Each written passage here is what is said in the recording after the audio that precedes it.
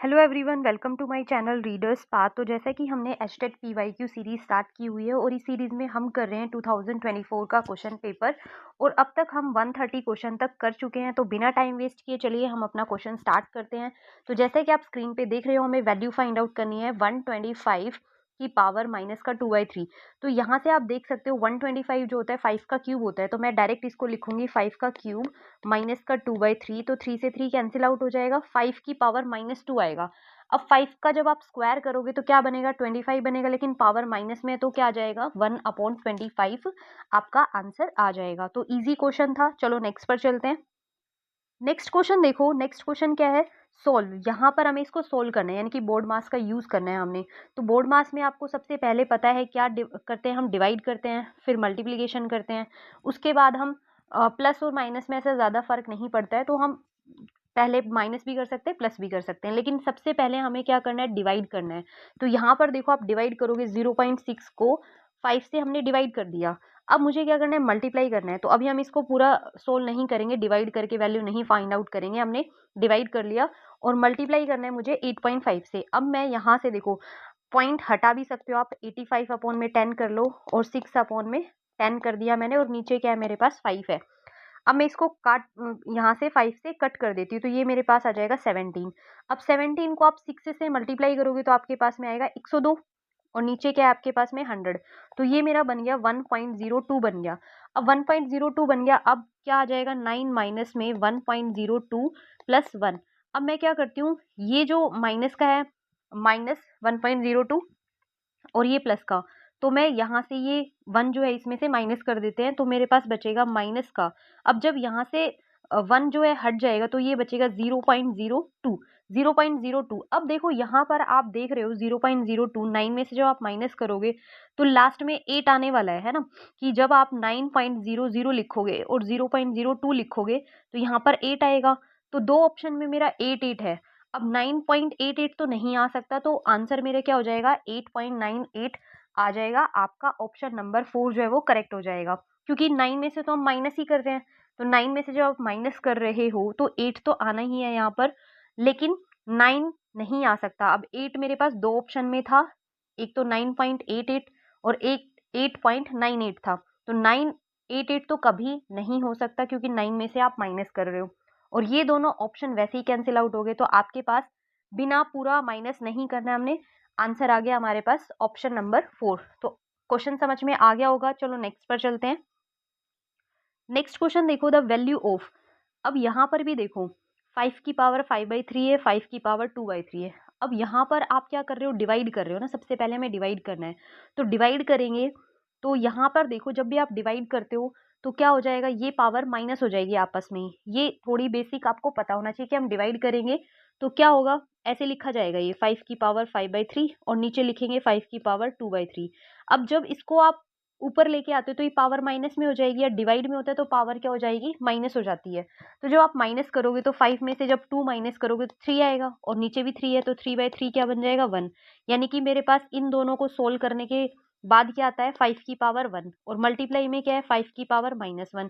अब यहाँ पर देखो क्या होगा, 1 और ये माइनस का 1 है, जब मल्टीप्लाई होती है तो पावर ऐड हो जाती है। तो 1 और -1 को जब आप ऐड करोगे तो 0 बन जाएगा आपके पास में। अब किसी की भी पावर 0 किसके बराबर होती है, 1 के बराबर होती है। तो आपका ऑप्शन नंबर 2 जो है वो करेक्ट हो जाएगा, 1 इसका आंसर हो जाएगा। क्वेश्चन समझ गए होंगे, इजी था। नेक्स्ट पे चलते हैं।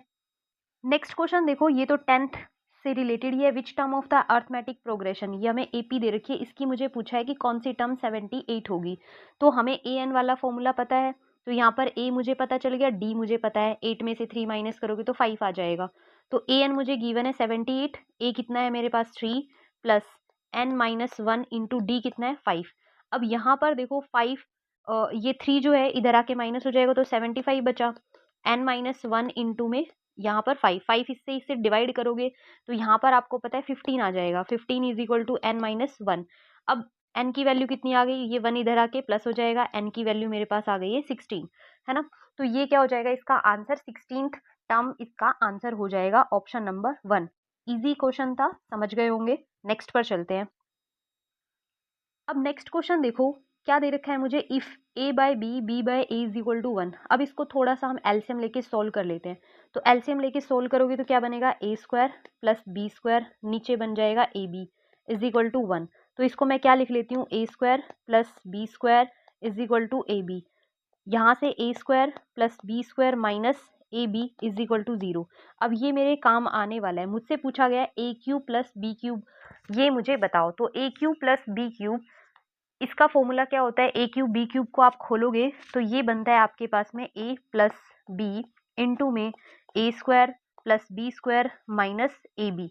अब ये देखो इसकी वैल्यू 0 है, तो यहाँ मल्टीप्लाई में कुछ भी हो तो ये पूरी ओवरऑल वैल्यू कितनी हो जाएगी, 0 हो जाएगी। तो आपका ऑप्शन नंबर 4 जो है वो करेक्ट हो जाएगा, 0 इसका आंसर हो जाएगा। फॉर्मूला बेस्ड था, अगर आपको ये फॉर्मूला पता है तो आप इजीली कर सकते हैं। चलिए नेक्स्ट पर चलते हैं। क्वेश्चन देखो, अब द वैल्यू ऑफ √2 इसकी वैल्यू हमें बतानी है। तो हम इसको कैसे कर लेते हैं, मान लिया ये पूरी वैल्यू मैंने x के बराबर मान ली है, x के बराबर मैंने मान लिया, और इसका स्क्वायर करोगे तो x square is equal to में क्या आ जाएगा, 2 इंटू क्या बनेगा, √2, फिर अंदर भी √2 एंड इनफाइनाइट तक। तो इसको वापस से मैं पूरा क्या लिख सकती हूँ, x लिख सकती हूँ, x square is equal to में 2x। अब यहाँ से देखो ये क्या आ जाएगा, x square minus 2x is equal to 0, x into में x minus 2 is equal to 0।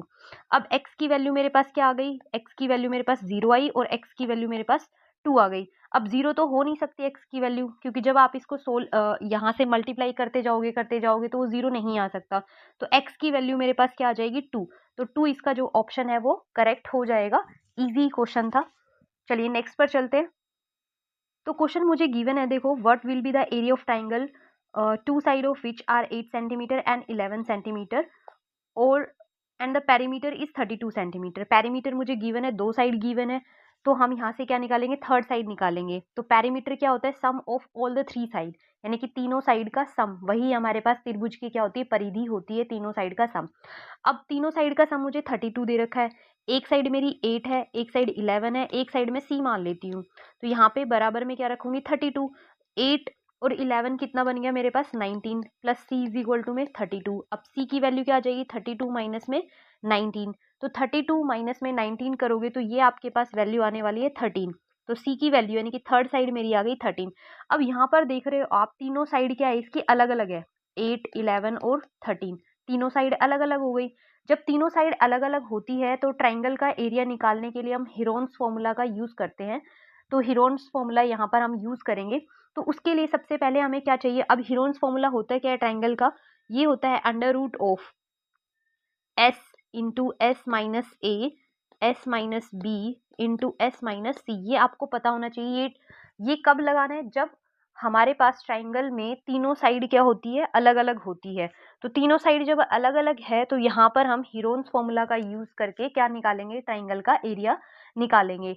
तो यहाँ से एस क्या होता है, एस होता है सेमी पेरीमीटर, यानी कि परिधि का अगर हम हाफ कर देते हैं वो क्या हो जाएगा, सेमी पेरीमीटर हो जाएगा। यानी कि जो पेरीमीटर है उसका हाफ कर दो, तो पेरीमीटर का हाफ करोगे तो एस की वैल्यू तो मेरे पास क्या आ गई, 16।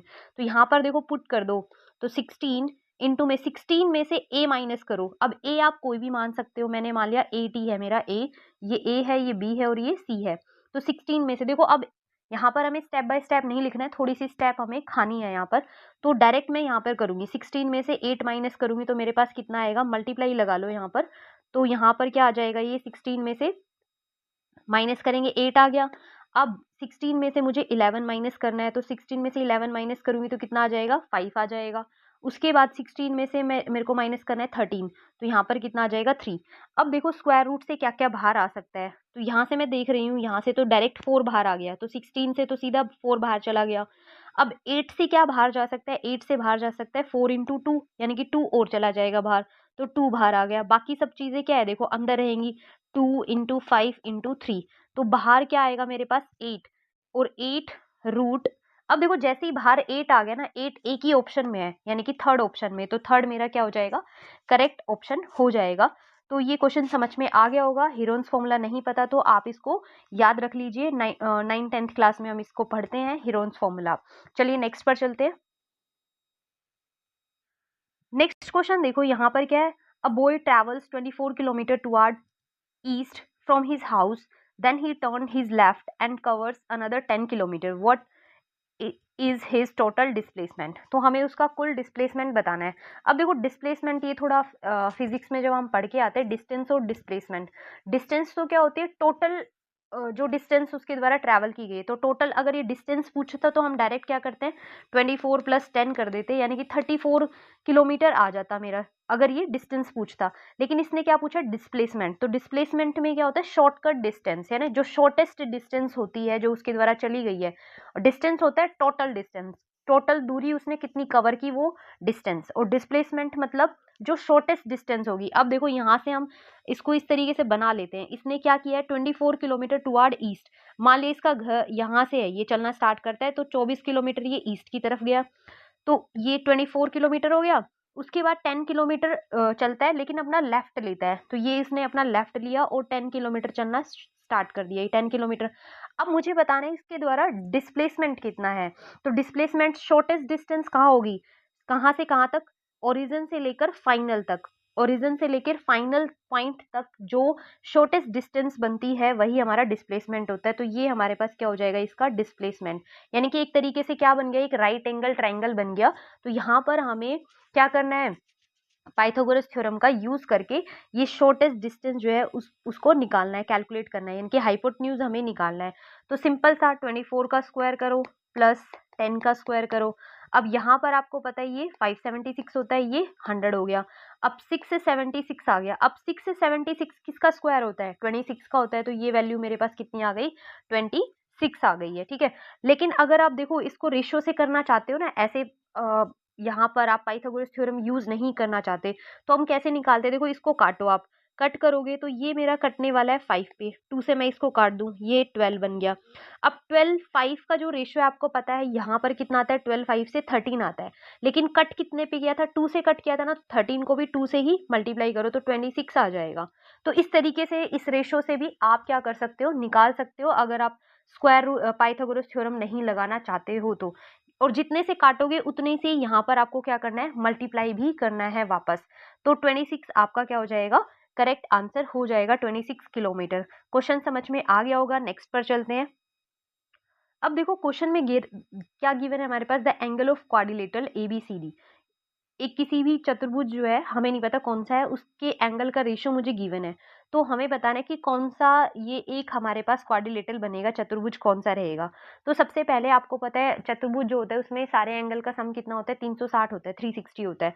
तो यहाँ से इन सब का सम कर लो, ठीक है। क्या क्या आ जाएगा हमारे पास, 3 और 7 10 बन गया, 10 और 6 16 और 4 20, यानी कि एक तरीके से बन गया मेरे पास में 20x मान लिया, इज इक्वल टू में 360 लिखेंगे हम। तो x की वैल्यू निकालेंगे यहाँ से। तो x की जब वैल्यू आएगी मेरे पास में यहाँ से कितनी आ जाएगी, 18 आ जाएगी, है ना। तो 18 आ गई। अब 18 से जब आप मल्टीप्लाई करोगे तो सारे एंगल निकल जाएंगे। तो ये एंगल कितना आ गया 54, यानी कि मैं इसको ए एंगल मान लेती हूँ।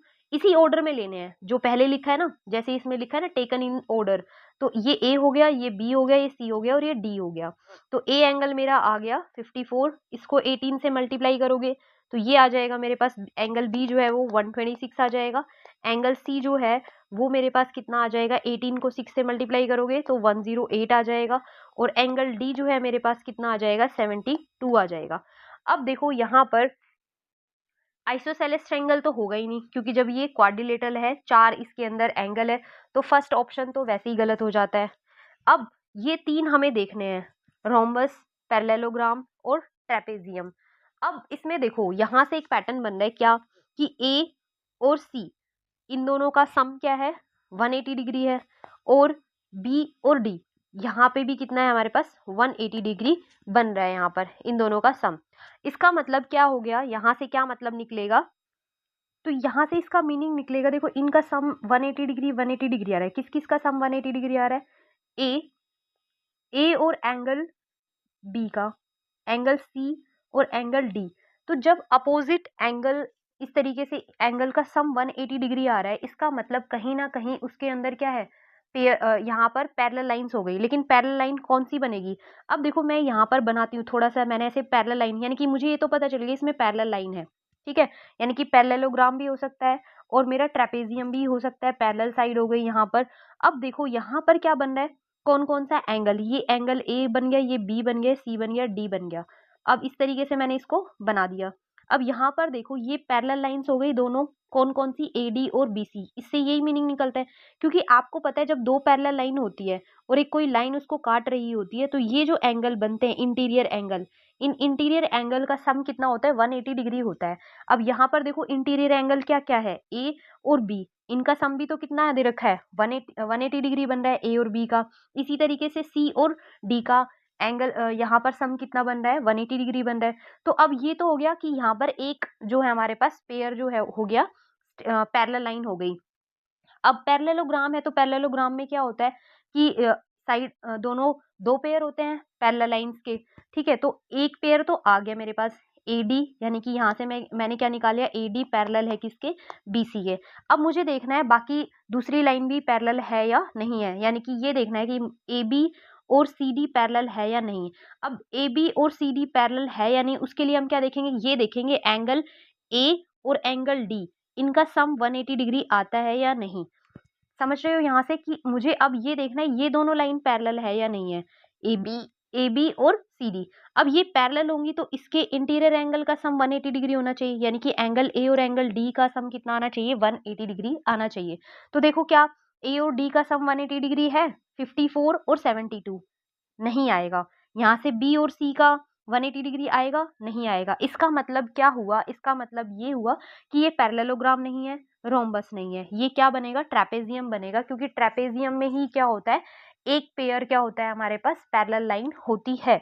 तो आई होप ये क्वेश्चन आप समझ गए होंगे कि यहाँ पर ये क्या बनेगा, ट्रेपेजियम बनेगा। तो चलिए नेक्स्ट पर चलते हैं।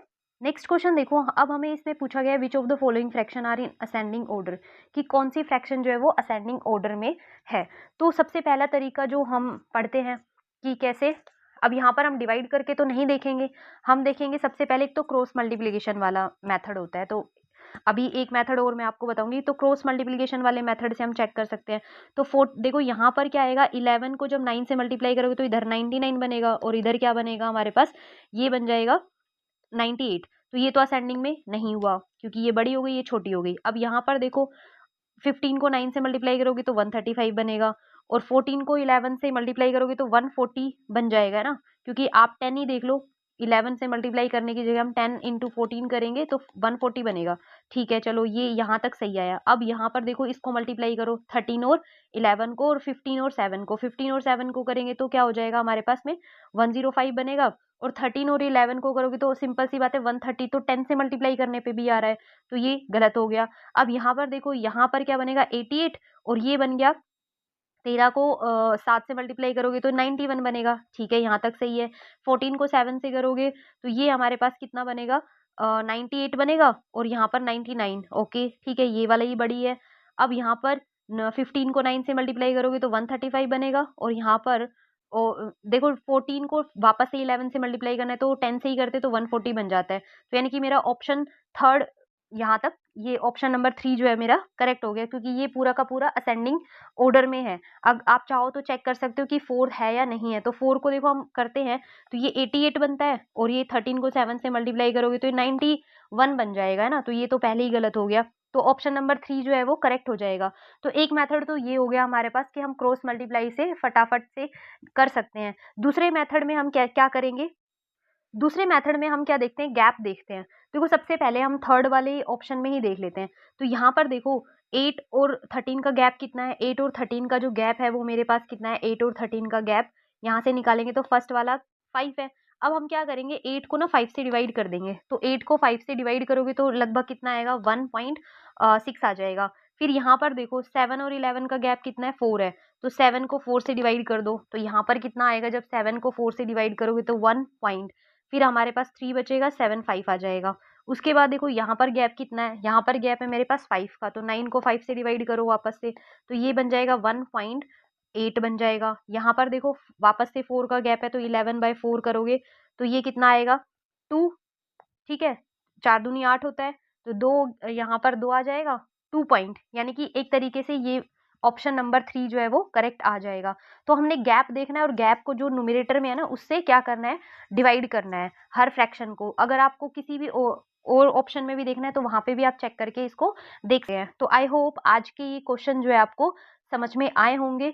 अगर आपको ये क्वेश्चन समझ में आ रहे हैं तो आप चैनल को सब्सक्राइब ज़रूर कीजिए और वीडियो को लाइक एंड शेयर ज़रूर कीजिएगा। जल्दी मैं स्टार्ट करूँगी यूपी के लिए टीजीटी पीजीटी, जिसमें हम पढ़ेंगे theory plus PYQ, all the PYQs, जितने भी पीवाईक्यूज़ होंगे